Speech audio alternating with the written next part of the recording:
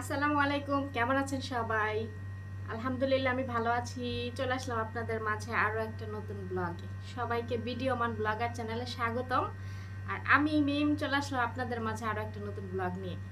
তো প্রতিদিন তো রান্না বান্না শেয়ার করি, তো আজকে ভাবলাম যে একটু ভিন্ন কিছু শেয়ার করি। আমার ম্যাডাম গতকাল অনেকগুলো জামা কাপড় বানায় নিয়ে আসছে, 2 ব্যাগ জাতা। তো ভাবলাম যে আরব দেশের মানুষ কিরকম জামা কাপড় পরে এগুলো আজকে আপনাদের সাথে শেয়ার করি। তো এগুলো আমার ধুইতে হবে, আয়রন করতে হবে। সকালবেলা আমার দেখি 2 ব্যাগ জামা কালকে রাতে টেলরের দোকান থেকে নিয়ে আসছে, আয়না রেখে দিছে। পরে আমি ওদেরকে বলছি যে জামাগুলো আগে চেক দেওয়ার জন্য, যদি ঠিক হয় তাহলে ধুইয়া আয়রন করবো, আর যদি ঠিক না হয় তাহলে আবার নিয়ে ঠিক করতে হবে। কেননা প্রতিবারই যখন জামা কাপড় বানায় তখন আয়না কি করে, চেক করে না, পয়রা দেখে না যে ঠিক হয়েছে না না হয়েছে। ওই ব্যাগ ধরে দেয়, আমি ধুয়ে আয়রন কইরা রাইখা দেই। তখন জামা পরতে গিয়া দেখে কি যে জামা ঠিক মতো বানায় না। পরে আমি আবার সেগুলো সব কি করে ব্যাগে করে নিয়ে টেলারের দোকান দিয়ে আসে, নিয়ে ঠিক করে নিয়ে আবার আয়না দেয়, আবার কি করি ধুয়ে আয়রন করে দিই। মানে ডাবল ডাবল কাজ করতে হয় এক কাজই। তো ভাবলাম যে তাহলে আজকে ওদেরকে বলি যে আগে পয়রা চেক করে দেখার জন্য। পরে ওদেরকে বললাম, ওরা পরে পয়রা চেক করছে, এখন দেখে যে ঠিক আছে। পরে আমি এখন ভাবলাম যে আপনাদের সাথে শেয়ার করি। আর বিকেলে ধুবো, এখন তো রান্না বান্না করে আসলাম দুপুরে। তো ভাবলাম যে এখন আপনাদের সাথে কাপড় চোপড়গুলো শেয়ার করি, আর বিকেলবেলা এগুলা ধুইবো আজকে, কালকে আবার আয়রন করব। কারণ আর 2 সপ্তাহ বাকি আছে, স্কুল খুলবে। তো স্কুল খুললে তো স্কুল ড্রেস এগুলো লাগবে, তার আগে এগুলা আয়রন করে করে রেডি করতে হবে। আর এইদিকে আয়রনের রুমে এত পরিমাণে গরম, দেখেন আমি ঘাইমা গেছি গা। তো যাই হোক, চলেন তাহলে আপনাদের সাথে শেয়ার করি যে আরব দেশের মানুষেরা কেমন জামা কাপড় পরে। এই দেখেন, এই 2 ব্যাগ জাতা। তো আমি হয়রান হয়ে গেছি।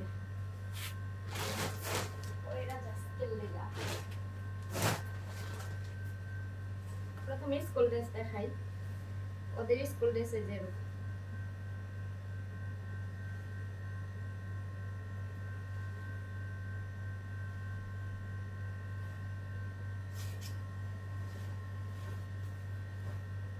এটা বড়টার স্কুল ড্রেস।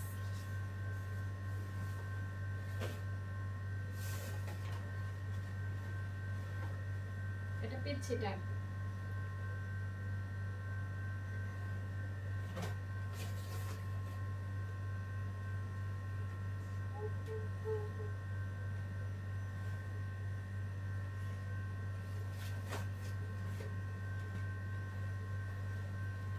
এই দেখেন, এরকম চুমকি দিয়ে কাজ করা, ওরা এইসব জামা পছন্দ করে।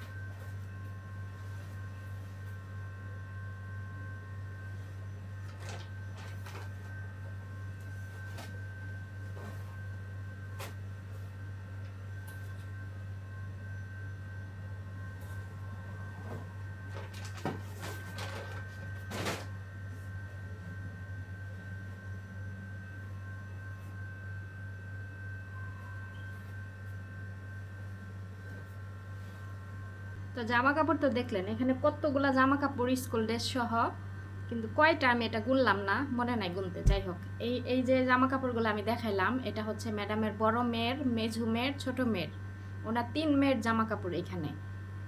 আর ম্যাডামের গুলা তো এখন আনে নাই, আর ম্যাডামও বানাইতে দিছে। কমগুলা জামা কাপড় দেখেন, এগুলা আমাকে ধুইতে হবে, ধুয়ে আয়রন করতে হবে। এই রুমে কোনো এসি নাই, তাইলে এই এতগুলো জামা কাপড় যেহেতু বানাই নিয়ে আসছে, এরা তো কত টাকা এদিক ওদিক ফালায় দেয়, তাই না? কত টাকার জিনিস ফালায় দেয়। তাহলে এই জামা কাপড় ওই দিন জানেন, এই যে ঝুড়ির সমান, এই যে এত বড় ঝুড়ি না, এই ঝুড়ির সমান এক বালতি ময়দা ফালাই দিছি।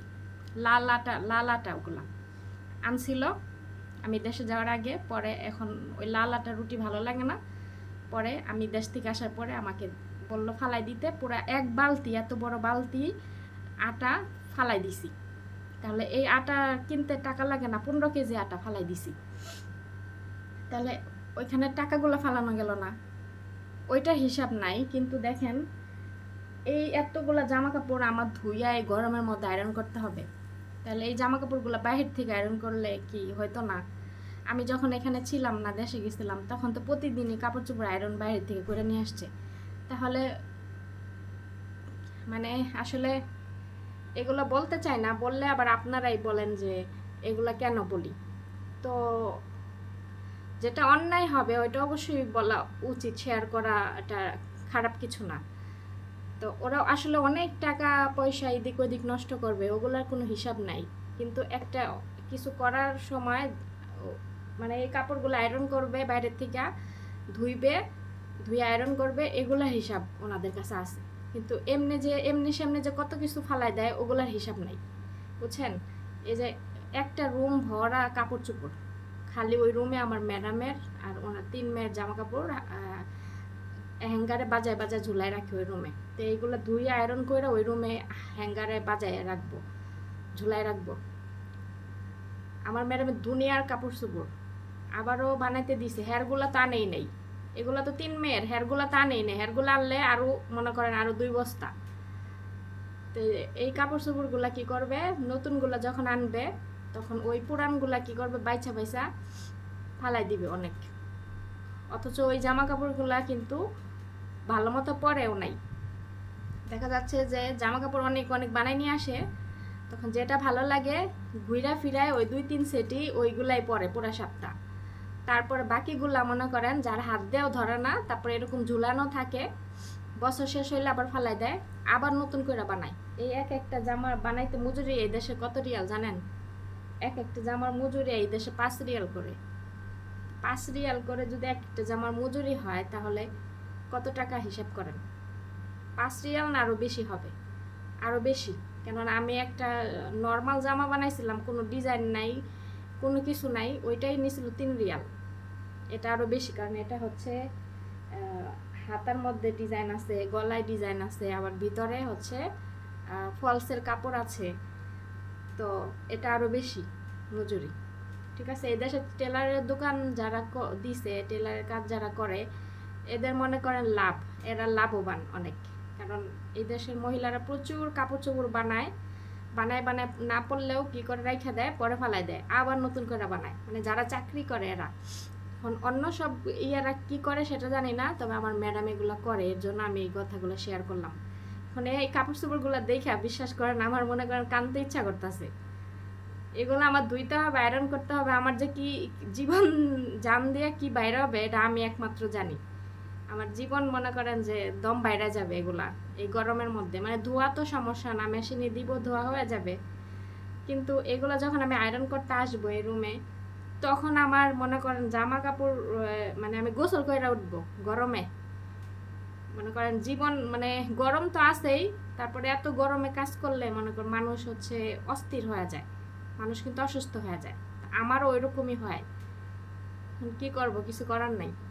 এই জন্য কিছু কিছু বিষয় ভালো খারাপ লাগে, বুঝছেন? এমনি কিন্তু ভালো, কিছু কিছু বিষয়গুলো যে করে এগুলো অনেক খারাপ লাগে। প্রতিদিন তো ওনাদের পরনের কাপড় চোপড় এগুলা তো ধোয়া হয়ই আমার। এই যে 2 ঝুড়ি, 1 ঝুড়ির অর্ধেক ঝুড়ি এগুলো আয়রন করার জন্য রাখছি, বিকেলে আয়রন করব। আর এক ঝুড়ি জামা কাপড় এগুলো এখন গুছাবো, গুছাই আবার বিকেলবেলা যার যার আলমারিতে গুছাবো। তাহলে ওনাদের প্রতিদিন পরনের কাপড় চোপড় তো আমার ধোয়া হয়, তারপরে এরকম আবার বস্তা বস্তা জামা কাপড় বানাই নিয়ে আসে, এগুলো আবার ধুয়ে আয়রন করতে হয় এক্সট্রা ভাবে। তাহলে এই জামা কাপড়গুলো যদি আমার একটু বাইরে মানে বাইরের থেকে আয়রন করে আয়না দিত না, ধুইয়াই দিলাম আমি, যদি আয়রন করে আয়না দিত তাহলে কিন্তু আমার পক্ষে আর এত কষ্ট হইতো না। আমিও কম 5 দিন আমি কি করবো জানেন, এগুলো ধুমু, ধুইয়া ঝাড়া দিয়া দিয়া রোদ্রে দিমু, তাহলে আর কুচি মুচি লাগবো না, আমি ওই রকম আইনে হ্যাঙ্গারে বাজাই থুমু। আমার এত আয়রন করার ঠেকা না, অবশ্য কিছু বলবো না, এদিকে আবার ভালো আছে, আমি যেমনি বলছি এমনি আয়রন করি, কিছু বলে না। আমার মালিকে কি করে, ওই যে একটা করে পাঞ্জাবি পরে, পইরা একটু বাইরে যায়, আইসা আবার ওইটা পাল্টে আবার আরেকটা পরে, তাহলে হেরা কিন্তু কোনো কোনো ধুলাবালি কোনো কিছুর মধ্যে যায় না, গাড়িতে বৈশা থাকবো, বাসায় আইবো, আইসা আবার আরেকটা পরে যাব, তাহলে ওই পাঞ্জাবিটা কিন্তু ময়লা হয় নাই। এরকম করে আমি আগে ধুইতাম, আগে ধুয়ে আয়রন করতাম, এখন কি করি জানেন, ওই রকম করে ঝুলাই থুয়া দেয়, আমি কি করি ওইখান থেকে নিয়ে আবার হ্যাঙ্গারে বাজাইয়া আবার আগের জামা কাপড় যেন ঝুলাই রাখি ওনার ওই জায়গা আবার ধুয়ে আসি। পরে উনি দেখে কিছু কয় না, দেখে কিছু কয় না, কইলে আমারও মুখ আছে আমিও কইয়া দিব। জায়গা এগুলা এগুলা করবো, এগুলা কি করবো, দুইয়া তারপরে ঝাড়া দিয়া দিয়ে রইদে দিমু, তাহলে কুচিমুচি লাগবো না, ওইভাবে হ্যাঙ্গারে বাজে বাজে নিয়ে দিয়ে আমু। নাইলে আমার এগুলো আয়রন করতে গেলে আমার অবস্থা একদম খারাপ হয়ে যাবে, বুঝছেন।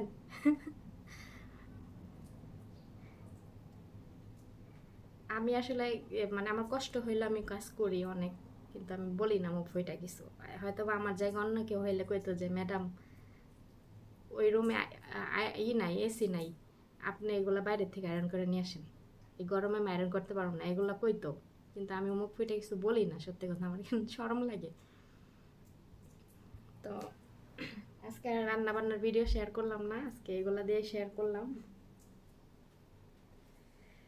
আল্লাহ, এই জায়গায় যে এত গরম, আগুনের মতো গরম, রোদ উঠছে আগুনের মতো, আপনারা দেখতেই পারতেছেন যে আমি আমার অবস্থা গাইমা। ফ্যান ছাড়লে ফ্যানে আরো গরম, ফ্যানের বাতাসে, কারণ এই যে উপরে টিন না, এমনি তো আগুন, এই আগুনের মধ্যে যদি আবার ফ্যান ছাড়ি, ফ্যানের বাতাসে আরো গরম। তখন ওই কাপড় চোপড়গুলো গুছামো, গুছাইলেই তারপরে রুমে চলে যাবো, খাওয়া দাওয়া করে ঘুমামো, বিকালবেলা এই কাপড় চোপড় এগুলো ধুমো।